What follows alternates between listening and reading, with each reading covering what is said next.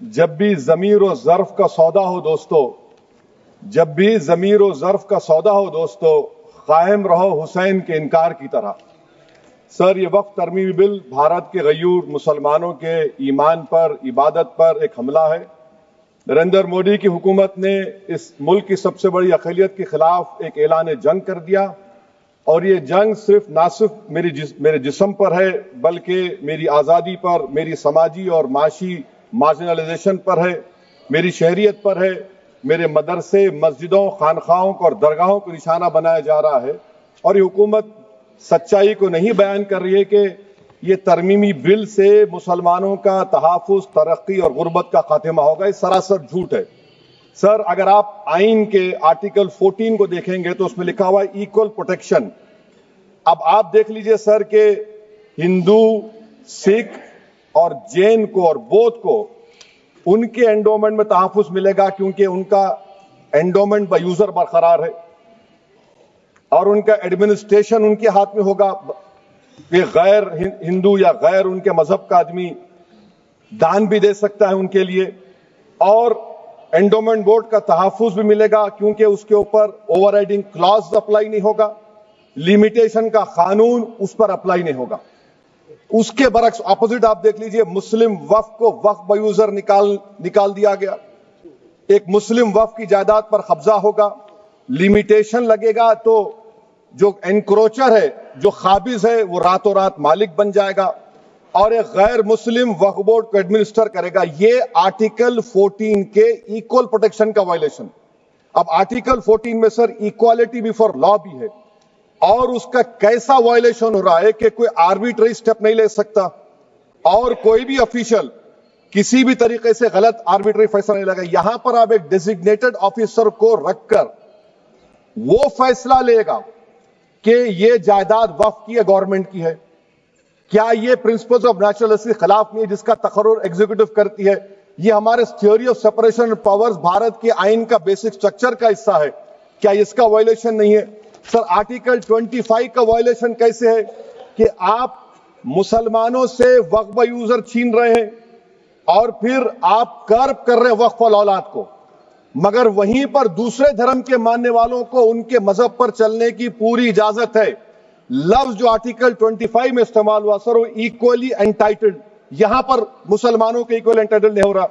अभी हम गृह मंत्री का, वजीर दाखिला का यहां पर उनका हमने तकरीर सुनी, यहां पर वो ये कहते हैं, वजीर दाखिला, शायद वो कटमुल्ला की जबान ना कह दें, वजीर दाखिला कहने पर वजीर दाखिला ने अपने बयान में कहा कि बोर्ड और काउंसिल जो होगा वो माने वक्फ इस्लाम से अलग है। सर, अगर ये बात सच है आपकी, तो फिर आपको एक कानून बनाने की जरूरत ही नहीं है, आप एक नॉन स्टैट्यूटरी बॉडी बना दीजिए। ये जो कानून बन रहा है ना सर, ये आर्टिकल 26 इसका सोर्स है, और आर्टिकल 26 जब इसका सोर्स है तो आर्टिकल 26 का ABCD क्या कहता है कि रिलीजियस डिनोमिनेशन को अपने मजहब के अफेयर्स खुद चलाना, मूवेबल इमूवेबल प्रॉपर्टी को लेना और एडमिनिस्टर करना। जब हिंदू धर्म को, बौद्ध धर्म को, सिखों को यह राइट दिया गया है, तो आप कैसे मुसलमानों से छीन रहे हैं? तो ये आर्टिकल 26 का ग्रेव वायलेशन है। तो सर, अब वक्फ बाय यूजर का मामला देखिए, मिनिस्टर साहब ने कहा कि एंक्रोचमेंट हो रहा है, 17,000 एंक्रोचमेंट हुए हैं। तो यही नरेंद्र मोदी की हुकूमत ने 2014 में उस वक्त के मंत्री ने एक Waqf properties eviction of unauthorised occupants bill को इंट्रोड्यूस किया। आपने विड्रॉ कर लिया 2024 में उसको। क्यों विड्रॉ किया सर आपने? जब आप मान रहे थे कि एंक्रोचमेंट हो रहा है तो आपने बिल को विड्रॉ कर लिया। अच्छा सर, अब वक्फ बाय यूजर को आपने निकाल दिया, माने कंडीशन क्या लगाए कि अगर उसमें डिस्प्यूट होगा और गवर्नमेंट प्रॉपर्टी होगी। सर, डिस्प्यूट तो है। मिसाल के तौर पर मोहिबुल्लाह साहब जिस मस्जिद के इमाम है, पार्लियामेंट के सामने मस्जिद है सर, 123 प्रॉपर्टीज में मस्जिद है, डिस्प्यूट चल रहा है। कल कलेक्टर या डिस्ट्रिक्ट ऑफिसर बोलेगा कि भाई साहब ये गवर्नमेंट प्रॉपर्टी है, स्टिकर लगा दिया जाएगा, मस्जिद बंद, गवर्नमेंट प्रॉपर्टी हो गई, होगी ना सर? अब ये बताइए, आप जब से यहां पर पूरे बीजेपी रूलिंग पार्टी हमको ज्ञान दे रहे हैं कुछ नहीं होगा, कुछ नहीं होगा, मैं दलील के साथ बता रहा हूं आपको। ये मस्जिद दिल्ली गवर्नमेंट बोलती हमारी है, वक्फ दिल्ली वक्फ बोलता हमारी है। तो सर वक्फ बाय यूजर, अगर मैं अपनी गवर्नमेंट के खिलाफ वक्फ बोर्ड वक्फ बाय यूजर इस्तेमाल नहीं करेगा तो क्या है सर? अच्छा, ये अमेंडमेंट जब हो जाएगा तो मुझे कहने दीजिए सर, सिर्फ प्राचीन मंदिरों की इबादत होगी, मस्जिदों की नहीं होगी। अब सर आप आ जाइए, अगर डिस्प्यूट मेरा एंशिएंट मॉन्यूमेंट से वक्फ का, एक मिसाल दे रहा हूं, दिल्ली में 172 वक्फ प्रॉपर्टीज एएसआई कंट्रोल में है। मैं तो हार ही गया वो, क्योंकि मेरे पास डॉक्यूमेंट नहीं है। आप कह रहे हैं कि डॉक्यूमेंट चढ़ाओ। अगर मेरा गवर्नमेंट से डिस्प्यूट चल रहा है, मैं तो क्लेम ही नहीं कर सकता, क्योंकि आप जज बनेंगे, आप ही फैसला करेंगे, और जब तक आप फैसला नहीं करते वो वक्फ की प्रॉपर्टी नहीं होगी। वो प्रोविजन डाल दिया आपने। अच्छा, अगर मेरा डिस्प्यूट एनक्रोचर से होगा सर, तो एनक्रोचर में तो आपने तो 107 को डिलीट कर दिया। आप रातों रात खाबिज को, एनक्रोचर को मालिक बना रहे हैं। सर मैं ये पूछना चाहता हूं आपके जरिए हुकूमत से, एक मुंबई में एक बहुत बड़े दौलतमंद है, खोजा बरादरी का यतीम खाना था। उन्होंने 2004 या 5 में 22 करोड़ में खरीद लिया। वो केस सुप्रीम कोर्ट में है कि आप उनको मालिक बनाना चाहती है लिमिटेशन एक्ट अप्लाई करके। हमको बताइए, हम जानना चाह रहे हैं। और सच्चर कमेटी ने सर 2007 में कहा कि दिल्ली के 123 प्रॉपर्टीज की मार्केट वैल्यू 6000 करोड़ की। आज हम 2025 में आ गए, क्यों आप उन प्रॉपर्टीज के खिलाफ पड़े हुए? 1976 में उस वक्त के वजीर आजम इंदिरा गांधी लेटर लिखा, इसको आप दे दीजिए, मगर आप उसको मानने को तैयार नहीं है। तो सर और एक जो झूठ फैलाया जा रहा है, management empowerment efficient development. Sir this bill takes any management from the hands of Muslims, disempowers the waqf in comparison to any other stakeholder, takes away the efficiency of administration and hampers development. Waqf disempowerment in the name of efficiency, inefficiency is being created. The progress of development from pre-independence till today is sought to be destroyed. Sir अभी हमारे home minister साहब ने फजल पुकाया case का जिक्र किया। Sir मैं आपसे गुजारिश करूंगा कि होम मिनिस्टर जरा अच्छे लोगों को रखकर इंफॉर्मेशन ले। फजल पुकाया का ऑबिटर क्या है? इट इज ऑबिटर, वो रेशो डेसिडेंडाई नहीं है जो आपने कहा है। अच्छा सर, शेड्यूल ट्राइब के बारे में कहा, क्या शेड्यूल ट्राइब में मुसलमान नहीं होते? शेड्यूल कास्ट में नहीं होता मुसलमान, शेड्यूल ट्राइब में मुसलमान होता। तो क्या आर्टिकल 25 मेरा चला गया, आर्टिकल 26 चला गया, आर्टिकल 14 चला गया, 15 चला गया, 29 चला गया? लक्षद्वीप का एक मुसलमान एमपी है, क्या उसको राइट नहीं है क्योंकि ट्राइबल है? क्या कह रहे हैं आप? इस ऐवान को क्यों गुमराह कर रहे हैं आप शेड्यूल ट्राइब के नाम पर?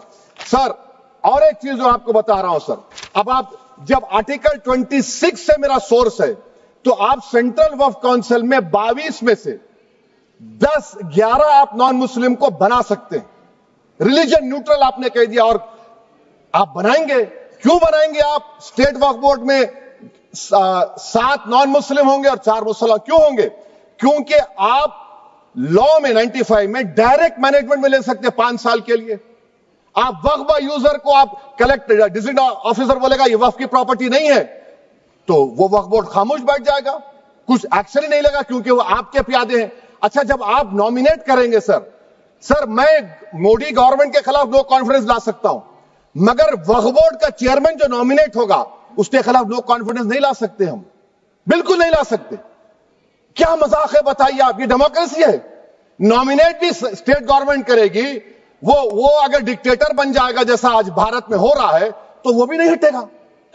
कम से कम यहां पर तो इलेक्शन है, वहां पर तो आप 5 साल झेलते रहो उसको।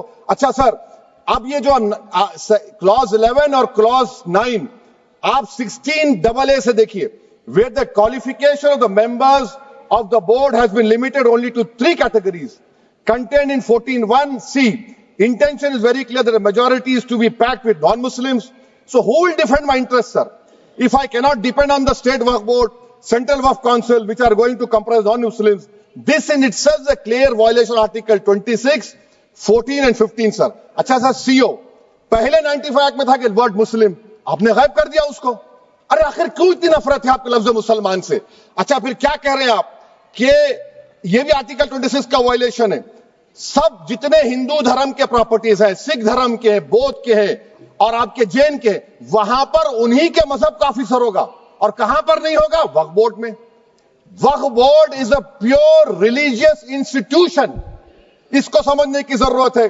तो आप ये कर दे रहे हैं सर। अच्छा सर, आप देखिए, अब आप आ जाइए ये ट्राइब्यूनल पर। मुझे समझ में नहीं आया सर कि हमारे होम मिनिस्टर वजीर दाखिला ने क्या कह दिया कि 2013 का जो कानून है वो नहीं बनता तो हम नहीं लेके आते। मैं बड़े अदब के साथ उनसे पूछना चाह रहा हूं कि क्या उस वक्त राजनाथ सिंह साहब, आडवाणी साहब, हमारी लेट सुषमा स्वराज, ये बड़े बड़े नेता यहां बैठे थे? आपने यूनानिमस उस कानून को पास करवा दिया। कीर्ति आजाद थे उस वक्त, अब यहां बैठे हैं वो टीएमसी में। तो क्या आप गलत थे या वो गलत थे? हमको बता दीजिए, आप बता दीजिए। क्योंकि अगर आडवाणी आपके लिए बहुत बड़ा नेता है, मेरे लिए नहीं हो सकते, आपके लिए आपने पद्मश्री दिया उनको। मोहतरमा सुषमा स्वराज की जबरदस्त तकारीर का मैं कायल हूं, वो बैठकर उस 2013 को यूनानिमस पास कर दिए। मुझे कंफ्यूजन है कि क्या अमित शाह, नरेंद्र मोदी बड़े हैं या आडवाणी बड़े हैं? आपके लिए आप तय कर लीजिए। अच्छा सर, आपके tribunal sir, railway Clements tribunal, NGT tribunal, income tax, वैसे 14-15 ट्राइब्यूनल, हिंदू एंडोवर का ट्राइब्यूनल, सबका अपील नहीं होती, रिव्यू होता है। गृह मंत्री सरकार कह रही है कि नहीं, रोक दिए, रोक लगा। कैसे रोक लगाते हैं? रिव्यू और अपील में तो फर्क होता है ना सर। आप ही कह रहे हैं कि पूरे कोर्ट्स में बैकलॉग है और आप अपील कर रहे हैं। अच्छा सर, रिटायर्ड डिस्ट्रिक्ट जज 95 में सिटिंग डिस्ट्रिक्ट जज था, जो एडमिनिस्ट्रेटिव कंट्रोल था सीजीआई साहब, उसको निकाल दिए। अच्छा सर, अब आप अभी हमारे मंत्री साहब ने कहा trust, sir Shri Sai Baba trust 2004, वो ये कहता है जो ऑफिसर उसमें काम करता उसको साई बाबा का डिवोटी होने चाहिए और उसको डिक्लेरेशन लिख के देना पड़ेगा। यहां पर हो रहा तो यहां पर क्यों नहीं हो रहा? अच्छा सर, आप फिर देख लीजिए, ये आपका हो गया सर। हां, अब अमित शाह साहब ने सेक्शन 2A के बारे में कहा और उन्होंने इस बात का इकरार कर लिया कि दाऊदी बोहरा के लिए यह बनाया गया है।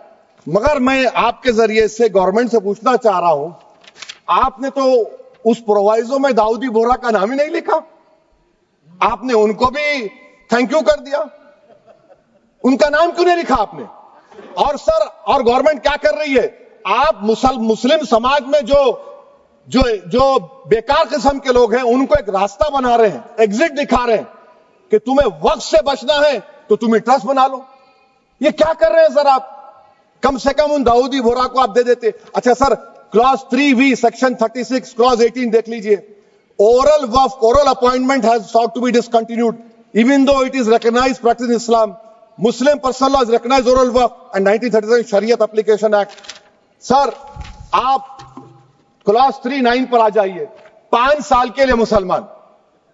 मैं किरण रिजिजू से पूछना चाहता हूं, सर दाढ़ी रखे तो मुसलमान प्रैक्टिसिंग है या क्लीन शेव आपकी तरह है? तो बताइए हमको, प्रैक्टिसिंग क्या होगा? अच्छा, किसी को पकड़ के मॉब लिंच कर दिया और बोले कि JSR का नारा लगाया, और वो JSR का नारा लगाया तो क्या मुसलमान रहेगा? नहीं रहेगा। या फिर देश के प्रधानमंत्री ने कहा था कपड़े देखकर पहचानो, तो क्या कपड़े देखकर आप कह देंगे?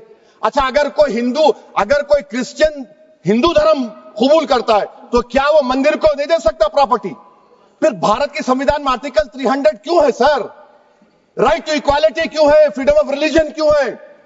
5 साल कहां से लाएंगे? अच्छा सर, और एक चीज सर, और एक चीज मैं आपको बोल के खत्म कर दूंगा सर। इस बिल में वक्फ औलाद का सर, इसमें आप देखिए clause 432, the creation of waqf al-awlad shall not result in denial of inherent rights to heirs, including women heirs or the waqif or any other right of person. Sir, ये article 25 का violation है, शरीयत application act 37 का violation, article 300A का violation है। अच्छा, हिंदू धर्म में सेल्फ एक्वायर्ड प्रॉपर्टी को एक हिंदू, अब उसके फर्ज के 2 बच्चे हैं, वो एक को अपनी पूरी दौलत दे सकता है, कोई रोक टोक नहीं है। वो कहेगा नहीं मैं घर के बच्चों को नहीं दूंगा, मोहल्ले के गरीब को दे दूंगा, वो भी कोई रोक टोक नहीं है। वहां पर आपको बच्चों की फिक्र नहीं है। जब मैं अपनी प्रॉपर्टी को अल्लाह को मालिक बनाकर दे रहा हूं, आप कह रहे बच्चों की फिक्र नहीं है। इतनी मोहब्बत आप बिल्किस बानो से दिखा देते तो आपके लिए दुआएं देती आपके लिए। तो सर, आप दूसरी बात आप देख लीजिए सर, आखिरी बात कहकर मैं अपनी बात को मुकम्मल कर रहा हूं सर। नहीं मुकम्मल कर रहा हूं। स्पीकर साहब बहुत टाइम दे दिए। सर आप देखिए, इसमें अमित शाह साहब बोले कि इतनी प्रॉपर्टीज का कब्जा हुआ, चोरी हुई, ये हुआ। सर क्लॉज 2652A सेक्शन, अगर कोई प्रॉपर्टी बेचता है 2 साल की सजा थी, आपने क्या कर दिया, उसको 6 महीने कर दिया। नॉन अवेलेबल था, आपने अवेलेबल कर दिया। सेक्शन 40 की बात करते हैं। सेक्शन 40 में सर हमको जो ज्वाइंट वर्किंग कमेटी का जो नोट्स दिए, उसमें मिनिस्ट्री ऑफ माइनॉरिटी अफेयर्स ने कहा कि 30 साल में 515 केसेस सेक्शन 40 के, और सिर्फ 8 लोग कोर्ट को गए। वक्फ यूजर का कानून तेलंगाना आंध्रा में है, सेक्शन 40 का कानून तमिलनाडु 63 है, आंध्र प्रदेश में 43 है। और सर आप डायरेक्शन दे रहे हैं, अच्छा क्लॉज 4218B देखिए सर, आप रूल बना रहे हैं, कोऑपरेटिव फेडरलिज्म के खिलाफ है, इतना रूल बना रहे हैं। और आखिर में सर मैं आपको बताना चाह रहा हूं स्पीकर साहब, ये बिल का मकसद सिर्फ मुसलमानों को जलील और रुस्वा करना है, मुसलमानों को दूसरे दर्जे का शहरी बनाने का इनका मकसद है। सर अगर आप हिस्ट्री को पढ़ेंगे तो महात्मा गांधी उस वक्त के व्हाइट अफ्रीका में सफेद फार्म अफ्रीका के कानून को महात्मा गांधी ने कहा था कि ये मेरा कॉन्शियंस इसको मानता नहीं, मैं इस कानून को कबूल नहीं करता हूं। तो महात्मा गांधी ने क्या किया, उन्होंने उस कानून को फाड़ दिया। तो मैं गांधी की तरह इस कानून को फाड़ता हूं। ये अनकॉन्स्टिट्यूशनल है सर। इस देश में झगड़े पैदा करने का काम बीजेपी करना चाहती है मस्जिद और मंदिर के नाम पर, इसीलिए मैं इसका कंडेम करता हूं। और मैं आपसे गुजारिश करता हूं कि मैंने अपने 10 अमेंडमेंट दी है, आप इसको कबूल करिए सर, मुझे बोलने का मौका दीजिए, और उस पर डिवीजन का मैं डिमांड भी करूंगा। Thank you sir. Subscribe to One India and never miss an update. Download the One India app now.